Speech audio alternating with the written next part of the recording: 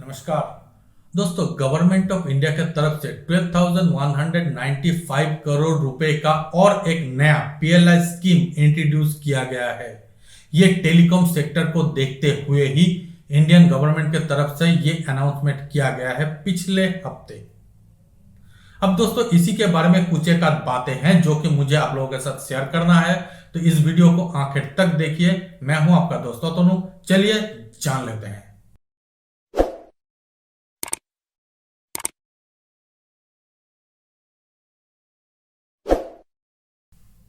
दोस्तों, पिछले हफ्ते गवर्नमेंट ऑफ इंडिया की तरफ से 12,195 करोड़ रुपए का एक पीएलआई स्कीम अनाउंस किया गया है। इस पीएलआई स्कीम के तहत अगले आने वाले 5 सालों तक जितने सारे चुनिंदा कंपनी होंगे उनको इसके बेनिफिट दिया जाएगा गवर्नमेंट ऑफ इंडिया के तरफ से, या फिर हम लोग ये कह सकते हैं कि डीओटी मतलब डिपार्टमेंट ऑफ टेलीकम्युनिकेशन के तरफ से।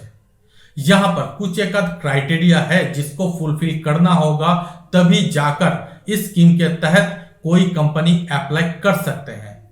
गवर्नमेंट के तरफ से कहा गया है कि एक लमसम अमाउंट इंडिया में इन्वेस्ट करना होगा उस कंपनी को, और वो भी मैन्युफैक्चरिंग प्लांट लगाने के लिए। यहां पर और भी कुछ एक बातें हैं, जैसे कि 15% इन्वेस्ट करना होगा R&D के लिए, मतलब रिसर्च और डेवलपमेंट के लिए। इसके अलावा 5% इन्वेस्ट करना होगा टेक्नोलॉजी ट्रांसफर करने के लिए। अब दोस्तों, यहीं से शुरू होते हैं ओरिजिनल कंट्रोवर्सी। लोकल जो भी OEM मैन्युफैक्चरर हैं उनके तरफ से कहा गया है कि ये जो 15% R&D वाला अलग से बात किया गया है, ये बहुत ही कम अमाउंट होते हैं। इसके चलते जितने भी ग्लोबल साइज के मैन्युफैक्चरर हैं वो इंडिया में छोटा मोटा रिसर्च डेवलपमेंट के काम करेगा, और जो बड़ा बड़ा काम है वो बाहर के किसी देश में किया जाएगा और आकर इंडिया में उसको असेंबल किया जाएगा, और ये असेंबल करने के लिए पीएलआई स्कीम को अपना आधार बनाया जाएगा। यही एक्चुअल में बात किया जा रहा है लोकल जितने सारे OEM मतलब ओरिजिनल इक्विपमेंट्स मैन्युफैक्चरर हैं उनके तरफ से। अब दोस्तों, गवर्नमेंट की तरफ से कहा गया है कि 4G 5G रेडियो गियर जो टावर बनते हैं उसके लिए जितने सारे गियर्स चाहिए, वो राउटर, इन्हीं सारी चीजों के ऊपर जो सारे कंपनी काम करेंगे या फिर मैन्युफैक्चर करेंगे, उन्हीं सभी कंपनी को पीएलआई स्कीम के तहत अप्लाई करने के लिए बोला जाएगा। अब अप्लाई तो बहुत सारे कंपनी कर सकते हैं, लेकिन उनमें गवर्नमेंट को चूज करना है कौन कौन सा कंपनी एक्चुअल में पीएलआई स्कीम के अंदर आते हैं। अब दोस्तों, लोकल जो मैन्युफैक्चरर हैं उनके तरफ से कहा गया है कि जितने सारे कंपनी, चाहे आप सैमसंग को ले लीजिए, चाहे आप फॉक्सकॉन को ले लीजिए, या फिर यूएस बेस्ड बहुत सारे ऐसे कंपनी हैं जो कि पीएलआई स्कीम के तहत ऑलरेडी अप्लाई करना चालू कर दिए हैं। तो ये सारे कंपनी बहुत बड़े बड़े हैं, और इंडियन जितने सारे टेलीकॉम के गियर्स मैन्युफैक्चर कंपनी है वो तुलना में छोटे हैं, मतलब एज पर कैपिटल या फिर इन्वेस्टमेंट, ये सारी चीज को देखते हुए तो इन सारी कंपनी के लिए होगा दिक्कत। तो ये लोग चाहते हैं कि जितने सारे कंपनी आएंगे इंडिया में पीएलआई स्कीम के तहत मैन्युफैक्चर करने के लिए, उन लोगों को ज्यादा से ज्यादा रिसर्च में इन्वेस्टमेंट करना चाहिए। ऐसा ही कुछ प्रोविजन इंडियन गवर्नमेंट की तरफ से बनाया जाए, और टेक्नोलॉजी ट्रांसफर के भी जो 5% के कैपिंग है उसको भी बढ़ाया जाए, ताकि इंडिया में जो कंपनी अपना टेलीकॉम गियर बनाते हैं उन लोगों को भी कुछ एक बेनिफिट हो, और आगे चल के ये सारे कंपनी भी ग्लोबल लेवल पर जाकर कंपटीशन कर सके।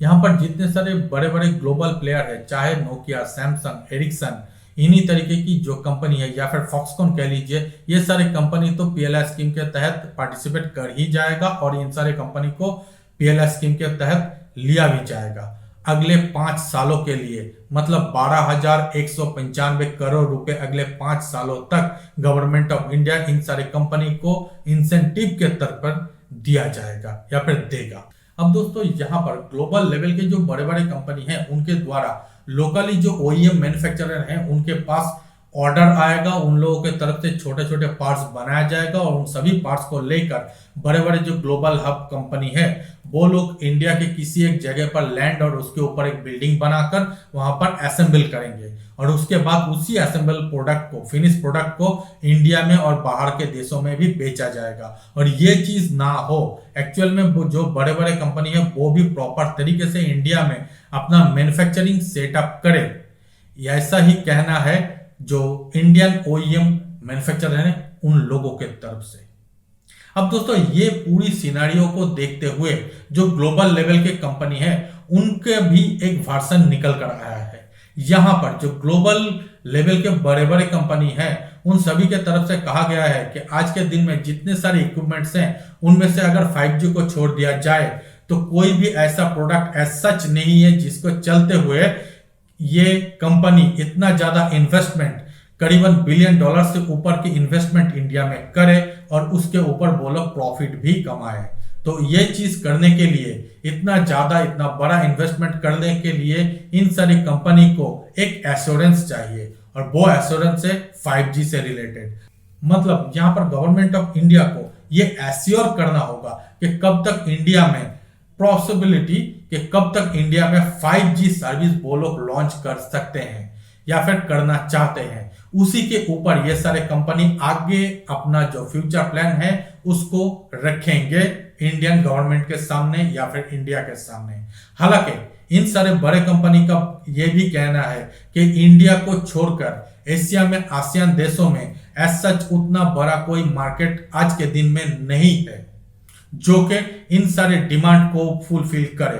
अब दोस्तों यहां पर जब आसियान देशों की बात किया ही जा रहा है तब यह बात भी जान लेना जरूरी है कि ऑलरेडी जो ग्लोबल लेवल पर बड़े बड़े कंपनी हैं जो कि टेलीकॉम गियर मैन्युफैक्चर करते हैं या फिर इलेक्ट्रॉनिक्स के आइटम मैन्युफैक्चर करते हैं, इन सबों ने ऑलरेडी आसियान देशों में अपना मैन्युफैक्चरिंग सेटअप बना लिया है। और अगर आसियान देशों में इसका एक सेटअप है तो इंडिया में उस स्केल पर या फिर उतना बड़े साइज के कोई भी सेटअप वो लोग तो नहीं बिठाएंगे। तो ये भी चीज गवर्नमेंट के सामने होगा जब गवर्नमेंट कोई एक कंपनी को चूज करेंगे पीएलआई स्कीम के बेनिफिट देने को लेकर।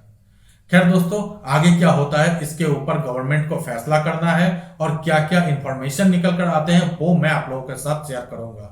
तो दोस्तों फिलहाल इस वीडियो में इतना ही। उम्मीद करता हूं ये छोटी सी इंफॉर्मेशन आप लोगों को काफी अच्छा और हेल्पफुल लगा होगा। अगर अच्छा लगे तो हमारे वीडियो को लाइक कर सकते हैं, अपने दोस्तों के साथ इसको शेयर कर सकते हैं और हमारे चैनल को सब्सक्राइब जरूर कीजिए। तो मिलते हैं अगले वीडियो में, तब तक के लिए धन्यवाद।